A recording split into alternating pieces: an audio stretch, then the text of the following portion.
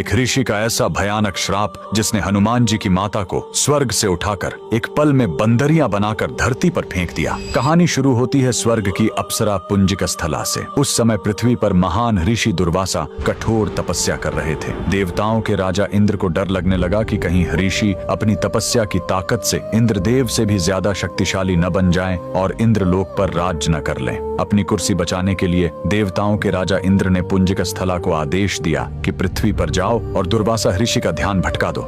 इंद्र के आदेश पर वह ऋषि के आश्रम गए और उनकी तपस्या में बाधा डालने लगी। ऋषि दुर्वासा ने गुस्से में आंखें खोली और उसे श्राप दे दिया। तूने एक चंचल वानर की तरह हरकत की है, जा पृथ्वी पर तेरा चेहरा भी वानर जैसा हो जाएगा। अप्सरा ने रोते हुए ऋषि के पैर पकड़ लिए। तब ऋषि ने दया दिखाई और मुक्ति का उपाय बताया। जिस दिन तुम भगवान शिव के 11वें रुद्र अवतार को जन्म दोगी, तुम वापस अप्सरा बन जाओगी। इसी श्राप के कारण उस अप्सरा ने पृथ्वी पर वानर राज कुंजर के घर बेटी के रूप में जन्म लिया, जिनका नाम अंजना पड़ा। बड़ी होने पर उनका विवाह महान वानर योद्धा केसरी से हुआ, लेकिन श्राप से मुक्ति पाने के लिए उन्हें एक पुत्र की आवश्यकता थी। इसलिए माता अंजना ने हम्पी के इसी अंजनाद्रि पर्वत पर भगवान शिव की घोर तपस्या की। सालों की तपस्या से शिव जी प्रसन्न हुए और वायुदेव के माध्यम से अंजना के गर्भ में दिव्य शक्ति स्थापित की। और तब इसी पहाड़ी पर जन्म हुआ बजरंग बली का। हनुमान जी के जन्म लेते ही माता अंजना का श्राप टूट गया। आज कर्नाटक के हम्पी में स्थित